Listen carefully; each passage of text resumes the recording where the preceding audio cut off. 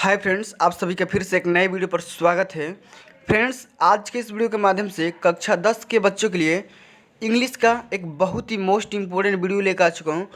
और आपका जो कल पेपर है 6 मार्च 2022 का, अगर आप इस वीडियो को देख लेते हो तो बोर्ड के पेपर में आप किस तरीके से तैयारी कर के जाओगे, फुल स्ट्रेटजी आज की इस वीडियो के माध्यम से बताने वाला हूँ। किस तरीके से किस सेक्शन से कितना नंबर का क्वेश्चन पूछा जाता है और किस तरीके से तैयारी करना है। बस खाली आज दिन भर में और रात भर में क्या क्या चीज़ पढ़ के जाओगे कि पूरा आप 70 में 70 स्कोर कर पाओगे, ठीक ना। तो अगर चाहते हैं 70 में 70 स्कोर करना तो वीडियो को बस खाली एंड तक देखना होगा। उसके पहले वीडियो को लाइक कर देना, चैनल पर नए हैं तो चैनल को सब्सक्राइब करके साथ में सारे बेल आइकन भी प्रेस कर देना। चलिए, जो आपका पेपर बनता है इंग्लिश का 4 सेक्शनों में बनता है, ठीक ना। सेक्शन ए में जो बनेगा आपका एक रीडिंग होगा, यहाँ पे देखो, जो कि आपका टोटल 10 नंबर का क्वेश्चन पूछा जाएगा। और ये जो सेक्शन होगा बहुत ही आसान होगा, 10 में 10 आप आसानी से स्कोर कर पाओगे। सुनो कैसे, सुन लो, बस खाली सुन लो कि किस तरीके से आप स्कोर कर पाओगे। सुनने का तरीका देखो, सबसे पहले एक पैराग्राफ देगा, यहाँ पे देखो पैराग्राफ, ये एक मान लो एक पैराग्राफ दिया, पैसेज दिया, कुछ नहीं पढ़े हो फिर भी ये वीडियो देख लो, कुछ नहीं पढ़े हो ना, बस खाली ये वीडियो देख लो, आप 70 में 70 स्कोर करके जाओगे। ये देखो एक पैराग्राफ दिया है और इस पैराग्राफ से रिलेटेड 4 क्वेश्चन दिए जाएंगे। और जो सबसे पहला और सबसे जो दूसरा क्वेश्चन होगा, पहला और दूसरा क्वेश्चन 3-3 नंबर के क्वेश्चन पूछे जाएंगे, यानी कि 6 नंबर के। और यहाँ पे देख लो 6 नंबर पाने के लिए कितना लाइन लिखना पड़ेगा। बस खाली आपको 2 लाइन या 1 लाइन भी लिख दोगे तो पूरा आपका 6 नंबर 6 में 6 नंबर मिल जाएगा। उसके बाद करना क्या होगा, जो आपका तीसरा और चौथा क्वेश्चन होगा मीनिंग पूछेगा या अपोजिट पूछ देगा या सिनोनिम्स पूछ देगा, ठीक ना। इस तरीके से देखो यहाँ पे जो पूछा गया है कि what is the meant by word trade. Trade का यहाँ पे मीनिंग पूछा है। ट्रेड का मतलब होता है quality. What is the meant by the word उत्तर, तो उत्तर का मतलब भी हो जाता है आपका स्पीक, ठीक। इस तरीके से आपको एक एक लाइन में यहाँ पे 2-2 नंबर पाओगे। बस खाली एक वर्ड लिख दोगे 2 नंबर मिल जाएगा। लेकिन करने का तरीका क्या है, अब पहला और दूसरा किसी को नहीं आएगा तो सोचेगा पैराग्राफ समझ में नहीं आएगा ना, तो छोड़ के भाग जाएगा, छोड़ देगा। तो देखो छोड़ना नहीं है, छोड़ दोगे तो दिक्कत हो जाएगा। करना क्या है, सबसे पहले यहाँ पे क्वेश्चन को पढ़ो। यहाँ पे देखो क्वेश्चन क्या लिखा गया है कि why is it necessary to have good communication skills, यानी कि गुड कम्युनिकेशन करने के लिए आपको किन किन चीज़ों की आवश्यकता पड़ती है। तो पैराग्राफ वन पढ़ लो, तुम पैराग्राफ पढ़ लो। नहीं समझ में आ रहा है तो इसमें से यहाँ पे 2-3 वर्ड निकाल के लिख दो कि हमें बात करने के लिए, किसी से बात करने के लिए हमें किस किस चीज़ की आवश्यकता पड़ती है। तो सबसे पहले हम जज की, एवेल्युएट की, प्रमोट की, ब्लॉक, इन सभी चीज़ों की क्या होती है, कम्युनिकेशन स्किल की आवश्यकता होती है। समझ गए बातों को। इस तरीके से आप यहाँ पे लिख दोगे पैराग्राफ, ठीक। उसके बाद यहाँ पे अगला क्वेश्चन खाली पढ़ लो कि how can communication skill be developed, हम लोग कम्युनिकेशन स्किल को कैसे बढ़ा सकते हैं। तो इसका आप अपने तरीके से भी इसका आंसर दे सकते हो, लेकिन अपने आंसर से अपने अकॉर्डिंग नहीं देना है, इसको इस पैसेज के अकॉर्डिंग देना है कि कम्युनिकेशन स्किल बढ़ाने के लिए हमारे पास क्या क्या होना चाहिए, ठीक। लर्निंग होना चाहिए, ठीक। उसके बाद हमें कम्युनिकेशन स्किल का एडाप्टिंग होना चाहिए, स्टाइल होना चाहिए बात करने का। इस तरीके से आप यहाँ पे लिख दोगे तो एग्जामिनर थोड़ा में नंबर काटेगा नहीं, बेवकूफ़ नहीं है कि काट देगा। और नहीं लिखोगे तो नंबर तो काटेगा ही, जाहिर सी बात है। इस तरीके से पैसेज हल करना, ठीक। नहीं आएगा तो भी लिखना, आएगा तो भी लिखना, ठीक ना। उसके बाद यहाँ पे देखो अगला जो क्वेश्चन आपसे पूछा जाएगा, सेक्शन बी से जो क्वेश्चन पूछा जाएगा, सेक्शन बी से आपका 10 नंबर का क्वेश्चन पूछा जाएगा। और ये भी क्वेश्चन बहुत ही आसान है, बस खाली इस मैराथन वीडियो को देख लो, आप आसानी से 70 में 70 स्कोर कर लोगे। लेकिन 70 में 70 स्कोर कैसे करना है, बस खाली ये वीडियो देख लो, ये फाइनल वीडियो बना रहा हूँ, ठीक ना। और जितने भी मॉडल पेपर हैं या जितने भी प्रीवियस ईयर पेपर हैं, सबके सबसे कलेक्ट करके मैं यहाँ पे इस सेशन को बता रहा हूँ, ठीक ना। बस खाली इस सेशन को आप देख लो। तो देखो राइटिंग सेक्शन से जो आपका आता है, सबसे पहले लेटर या एप्लीकेशन लिखने का तरीका आता है कि किसी भी चीज़ पे लेटर लिखो या किसी को एप्लीकेशन लिखो, ठीक। इस पे 4 नंबर, और आर्टिकल राइटिंग लिखोगे तो 6 नंबर। चलो अब दोनों को बताता हूँ कि किस तरीके से लेटर या पत्र लिखोगे, ठीक, या किस तरीके से एप्लीकेशन लिखोगे। उसके बाद किस तरीके से आर्टिकल राइटिंग लिखा जाता है उसके बारे में भी मैं चर्चा कर देता हूँ। आप सभी को तुरंत समझ जाओगे, अभी जैसे ये समझ गए वैसे भी यही समझ जाओगे। देखो 4 नंबर मिलेंगे। जैसे यहाँ पे देखो पूछा गया है, क्वेश्चन आया कि write a letter to your father. यहाँ पे देखो write a letter to your father explaining why you could not get good marks in English. अपने पिता के लिए एक पत्र लिखो, एक लेटर लिखो कि तुमने इंग्लिश में क्यों अच्छा मार्क्स नहीं पाए। इसके लिए क्या करना है, एक पत्र लिखना है, एक लेटर लिखना है। तो सुनो, अब मेरी बात सुनो। पत्र लिखने का तरीका, यहाँ पे अपना एड्रेस लिखो, ठीक। यहाँ पे पापा जी का पत्र लेटर लिखो, एड्रेस लिखो, ठीक। उसके बाद से यहाँ पे लिखोगे रिस्पेक्टेड फादर, और यहाँ पे देखो अपने यहाँ पे बड़ाई थोड़ा सा करो कि you will be glad to know that I have secured 99 marks in maths and 92% marks in science. मतलब ये लिखो, बड़ाई लिखो, सबसे पहले बड़ाई लिखो कि हमने मैथ में इतना, साइंस में इतना, अंग्रेजी में मतलब कि फिजिक्स में इतना पा लिया है, लेकिन इंग्लिश में हमने काहे नहीं पाए हैं नंबर। इसके लिए थोड़ा सा यहाँ पे मेजर डिस्टेंस क्लास नहीं कर पाए, चाहे इंग्लिश की राइटिंग ख़राब है, चाहे ये ख़राब है, चाहे थोड़ा सा यहाँ पे कुछ कर देना, चाहे पेपर का पैटर्न बदल गया, इसलिए मैंने अच्छा स्कोर नहीं कर पाया। बीच में कुछ भी लिख दोगे, एग्जामिनर आपका ध्यान नहीं देगा, बस खाली लिखने का तरीका पे ध्यान देता है कि आप एड्रेस का, ये एड्रेस यहाँ पे लिखना था, यहाँ पे लिख दोगे। एड्रेस का लाइन यहाँ से स्टार्ट करना था, आप यहाँ से स्टार्ट करोगे, इसी लाइन पे आपका नंबर कटता है और बच्चे ध्यान नहीं देते हैं, ठीक ना। तो एड्रेस लिखने का तरीका, ठीक, उसके बाद अंतिम करने का तरीका, उसके बाद डेट लिखने का तरीका, ये सब पता होना चाहिए, ठीक ना। और यहाँ पे देखो, यहाँ पे लिखा है कि लास्ट में लिखा है अपना सॉल्यूशन कि हमने मतलब कि कोशिश करूँगा कि मेरा मार्क्स अच्छा ही आए अब आज के बाद से, ठीक। यहाँ पे लिख देना योर लविंग सन XX, ठीक। इस तरीके से अपना नाम मत लिखना पेपर में, और यहाँ पे डेट लिख करके ऐसे ऐसे कर देना, डेट का नाम मत लिखना, ठीक। इस तरीके से पत्र लिखोगे तो आपका पूरा पूरा नंबर मिलेगा, 4 में 4 नंबर मिल जाएगा, ठीक ना। अब चलो, पत्र लिखना समझ गए, अब मैं आप सभी को लेटर लिखना समझाता हूँ। लेटर, अब मान लो किसी को लेटर लिखना है, जैसे मान लो जो एक फेमस यहाँ पे लेटर आया है, यहाँ पे देख लो कितने कितने सालों में ये लेटर आया है, 11 में, 14 में, 18 में, 19 में। लेटर का नाम क्या है कि why write an application to the principal of your college to grant you leave for 3 days as you have to attend the marriage of your cousin sister. अब देखो, कजिन सिस्टर हो या बड़े भाई हो, छोटा भाई हो, या मौसी का लड़का हो, या कुछ भी हो, किसके लिए, किसी के लिए भी आप एप्लीकेशन लिख सकते हो। तो अपने प्रिंसिपल को एक एप्लीकेशन लिखना है छुट्टी के लिए, ठीक ना। तो लिखने का तरीका, सबसे पहले आप लिखने का तरीका समझ जाओ, आपको पूरा पूरा नंबर मिल जाएगा, ठीक ना।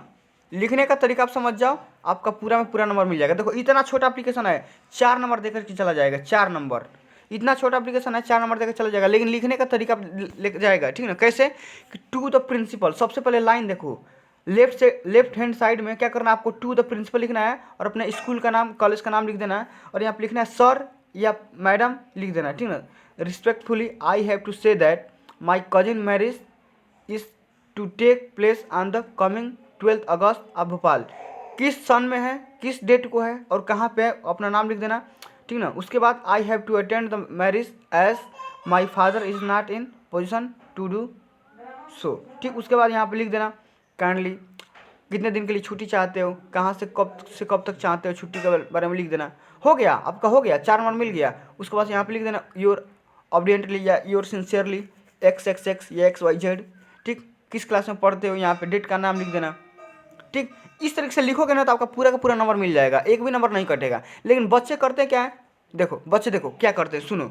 बच्चे यहाँ पे लिखेंगे टू, यहाँ पे लिखेंगे द प्रिंसिपल। अरे बेटा बच्चू ये बताओ, टू यहाँ पे लिखोगे, द प्रिंसिपल यहाँ पे लिखोगे, तो नंबर तो कटेगा ही, नंबर तो कटेगा ही। लिखने का तरीका देखो, लिखने का तरीका टू, फिर जस्ट नीचे द प्रिंसिपल, द प्रिंसिपल। अब प्रिंसिपल का मीनिंग थोड़ा सा देख लेना है, बहुत से बच्चे PLE कर देते हैं, तो वाला प्रिंसिपल नहीं होता है, ठीक ना। चलो समझ गए। अब चलो मैं आपको यहाँ पे लेकर चलता हूँ कि आगे क्या समझाना। आर्टिकल राइटिंग, आर्टिकल राइटिंग आपका 6 नंबर का आता है, और आर्टिकल राइटिंग किस तरीके से किया जाता है उसको भी चलो मैं समझा देता हूँ। देखो आर्टिकल राइटिंग जो वेरी वेरी मोस्ट इंपॉर्टेंट है, आर्टिकल राइटिंग सबसे पहले my best friend, my father, my mother, ठीक ना, या एन इंडियन फार्मर, या Pratibha Patil, Narendra Modi, my town, my school, या लोटस टेम्पल, ठीक। इस तरीके से आर्टिकल राइटिंग आप सभी को तैयार कर लेना है। उसके बाद से कोरोना वायरस पे भी आर्टिकल राइटिंग तैयार करके जाना, और सबसे वेरी वेरी मोस्ट इंपॉर्टेंट जो आपका RRR पे है, RRR पे आप सभी को एक अलग से मैं वीडियो बनाऊंगा, रिड्यूस, रीयूज, रिसाइकल। इस पर आपको आर्टिकल राइटिंग तैयार करके जाना है, ठीक ना। इस तरीके से पूरा का पूरा आर्टिकल राइटिंग इस पर तैयार कर लेना है। उसके बाद से सोचो समझो, देखो जितना मैं आर्टिकल राइटिंग बता रहा हूँ, मॉर्निंग वॉक पे, ठीक ना, फ्रेश एयर पे, उसके बाद से कोरोना वायरस पे, पर्यावरण पे, ये सब क्या है, आर्टिकल राइटिंग। आर्टिकल राइटिंग आप सभी को तैयार करना है। करना क्या है, देखो सिंपल सा तरीका है। सबसे पहले आर्टिकल राइटिंग में इंट्रोडक्शन लिख दो, उसके लाभ लिख दो, हानि लिख दो, फिर यहाँ पे कंक्लूजन लिख दो, हेडिंग बना के लिखोगे ना तो आपका नंबर पूरा का पूरा मिल जाएगा। हेडिंग बना के जब आप तक नहीं लिखोगे तब तो पूरा में पूरा नंबर नहीं मिलेगा। सही बोल रहा हूँ, ठीक। उसके बाद सबसे मोस्ट इम्पोर्टेंट चीज़ जो आपका सेक्शन सी आता है ग्रामर का, ग्रामर में बच्चे बहुत से गलती करते हैं और इसमें बच्चों का नंबर तुरंत कट जाता है। तो ग्रामर में कुल 10 प्रश्न आएंगे, ठीक ना। यहाँ पे देखो पार्ट ऑफ स्पीच हो गया, इस तरीके से क्वेश्चन पूछे जाएंगे, ठीक ना। तो पार्ट ऑफ स्पीच तो बहुत ही आसान है। करना क्या होता है, देखो जैसे मान लो कि यहाँ पे डायरेक्शन दिया रहेगा, choose the best word to describe the part of speech in the sentence below. I always go to the park in the weekends. अब देखो पार्क के बारे में पूछा गया कि पार्क क्या है, नाउन है, प्रोनाउन है, वर्ब है, एडजेक्टिव है। तो इस तरीके से क्वेश्चन पूछा जाएगा आप सभी से। तो पार्क क्या है बेटा, तो पार्क एक नाउन होता है। पार्क क्या है, name is the noun. Park क्या है, एक नाउन है। जैसे मान लो अगला क्वेश्चन पूछ दिया, on cold winter day I love to have a cup of hot chocolate. अब देखो कोल्ड के बारे में पूछ रहा है, कोल्ड क्या है, कोल्ड क्या है, तो कोल्ड किसका मतलब कि विशेषता बता रहा है, तो कोल्ड एक एडजेक्टिव है। और ये किसका विशेषता बता रहा है, तो विंटर डेज का, ठीक ना। इस तरीके से एडजेक्टिव हो जाएगा। तो इस तरीके से पार्ट ऑफ स्पीच के हर एक पार्ट को आपको समझना है, कौन सा नाउन है, कौन प्रोनाउन है, कौन एडजेक्टिव है, कौन वर्ब है, कौन एडवर्ब है। अगर नहीं समझोगे तो आपको एक नंबर नहीं मिलेगा। आपको टाइप करने के लिए एक एक नंबर इंपॉर्टेंट होता है, ठीक ना। अब चलो करेक्ट स्पेलिंग करने के लिए आता है कि स्पेलिंग को करेक्शन करिए, ठीक। उसके बाद आप सभी के स्पेलिंग तो करेक्ट कर ही दोगे, नहीं आएगा तो भी कुछ कर देना, ठीक ना। अब ये नहीं कि नहीं आ रहा है तो छोड़ देना, छोड़ दोगे तो नंबर नहीं मिलेगा। गलती भी करोगे, एग्जामिनर गलती भी, अगर मान लो कि अगर घर से बीवी से झगड़ा करके आया है तो आपका नंबर काट ही देगा, ठीक ना। नहीं लिखोगे काट देगा। अगर सही मन से आया है तो आपका नंबर मिलेगा। और वन वर्ड सब्स्टिट्यूशन आपका आएगा कि वन वर्ड अनेक शब्द के एक शब्द। A person who loves his country can not be. तो एक ऐसा आदमी जो अपने देश से प्रेम नहीं करता है उसे क्या बोलते हैं, हम उसे ट्रेटर बोलते हैं, ठीक ना। समझ रहे बातों को। A person living permanently in the certain place, तो उसे हम बोलते हैं डोमिसाइल। एक ऐसा आदमी जो बहुत से समय से परमानेंटली एक निश्चित स्थान पर रह रहा है तो उसको हम बोलेंगे डोमिसाइल, यहीं का है, ठीक ना। One who loves mine can't is called, ठीक। इस तरीके से आप सभी को याद करना है। अब बोलोगे तो इस पर एक अलग से वीडियो बना दूंगा। उसके बाद अगला जो आता है आपका डायरेक्शन। देखो सबसे पहले यहाँ पे क्या क्या बोल रहा है कि choose the following answer. I want to filling the blanks आता है, ये भी कर लेना। उसके बाद यहाँ पे देखो पंक्चुएशन करने के लिए आता है। पंक्चुएशन बहुत ही आसान होता है, ठीक ना। इसमें कोई मतलब कि वो वाली चीज़ नहीं होती है। पंक्चुएशन बहुत ही आसान होता है। जैसे ही सेड टू हर मदर, तो हर मदर के आगे नीचे कामा कर दोगे, ऊपर इन्वर्टेड कामा, इस तरीके से कर लेना, ठीक ना। उसके बाद रीऑर्डरिंग, रीऑर्डरिंग भी बहुत ही आसान होता है। जैसे मान लो कि आई लव हिम, तो क्वेश्चन में ये दे देगा कि हिम लव आई, तो आई लव हिम होगा, ठीक ना। समझ रहे बातों को। इस तरीके से वो भी कर दोगे। नरेशन तो सबसे आसान होता है, बोलोगे तो इस पर एक अलग से वीडियो बनाऊंगा, ठीक ना अभी। लेकिन उसके लिए कमेंट करना होगा, वीडियो को लाइक शेयर करना होगा, ठीक ना। उसके बाद यहाँ पे देखो अगला जो क्वेश्चन आपसे पूछा जाता है फिलिंग द ब्लैंक से टेंस से पूछा जाता है कि she has to the party, she has gone to the party होगा यहाँ पे, ठीक ना। इसी तरीके से आसान क्वेश्चन आएगा। अब तुम नर्वस होकर क्वेश्चन दोगे तो फिर गलत हो जाएगा, ठीक। और यहाँ पे करेक्ट स्पेलिंग करने के लिए आता है, मैंने बता ही दिया, ठीक। इस तरीके से आपका सेक्शन सी भी खत्म हो जाता है। और यहाँ पे देखो वेरी वेरी मोस्ट इंपॉर्टेंट कि बच्चों को ट्रांसलेशन करने नहीं आता है तो ट्रांसलेशन बहुत ही आसान है। और नहीं आएगा ना तो इसको जैसे व्हाट्सअप चैट करते हो उसी तरीके से लिख देना भाई, ठीक ना। जैसे मान लो कि भारत एक प्राचीन देश है तो India is an ancient country, इस तरीके से लिख देना है। कुछ भी आए वो लिख देना, ठीक ना। अब एंशियंट प्राचीन देश का नाम पता नहीं है तो लिख देना इंडिया इज ए प्राचीन देश या प्राचीन कंट्री, इसी तरीके से लिख दो, ठीक ना। नहीं आ रहा है तो अरे भाई क्या करोगे, एग्जामिनर को किसी भी तरह से बेवकूफ़ बना के आना, ठीक ना। अगर नहीं आएगा तो टाइप करना ही है तो क्या करोगे भाई, समझ रहे बातों को। इसकी संस्कृति बड़ी समृद्धि है, इसकी छाप अनेक देशों में देखी जा सकती है। यह देश अपने मेले, मंदिरों, साधुओं और त्योहारों के लिए जाना जाता है। हमें इसे प्रदूषण रहित बचाना चाहिए। तो करो कैसे, इसकी संस्कृति बड़ी समृद्ध है। It culture is very rich, समृद्ध का मतलब बहुत ही मतलब कि धनवान है, समझ रहे बातों को। इसकी छाप अनेक देशों में देखी जा सकती है। तो it imprint can be seen in many countries, ठीक ना। यह अपने मेले, मंदिरों, साधु और त्योहारों के लिए जाना जाता है। तो this country is known for its fairs, temples, saints and festivals. और हमें इसे प्रदूषण रहित बचाना चाहिए, ठीक ना। तो we should make it pollution free. समझ रहे बातों को, हमें इंडिया को क्या करना चाहिए, पॉल्यूशन फ्री करना चाहिए। समझ रहे बातों को। तो इस तरीके से जो नहीं आ रहा है ना सबको करके आना, एक भी छोड़ के आओगे बहुत दौड़ा दौड़ा के मारूंगा, ठीक ना। कमेंट करके आओगे कि कमेंट करोगे कि सर मेरा ये क्वेश्चन छूट गया, ये क्वेश्चन छूट गया, तो कमेंट के माध्यम से दौड़ा दौड़ा के मारूंगा, ठीक ना। तो गलती मत करना, गलती सही वहाँ पे सब कुछ करना है, ठीक ना। अब यहाँ पे जो आपका लिटरेचर से क्वेश्चन पूछा जाता है, ठीक ना, तो लिटरेचर के लिए एक अलग से वीडियो बनाऊंगा शाम तक, ठीक ना। फ्रेंड्स आज के लिए बस इतना, मिलते हैं अगली वीडियो में, तब तक के लिए जय हिंद, जय भारत, वंदे मातरम। और वीडियो को लाइक शेयर सब्सक्राइब जरूर कर देना, ठीक ना। मिलते हैं अगली वीडियो में, तब तक के लिए जय हिंद, जय भारत, वंदे मातरम।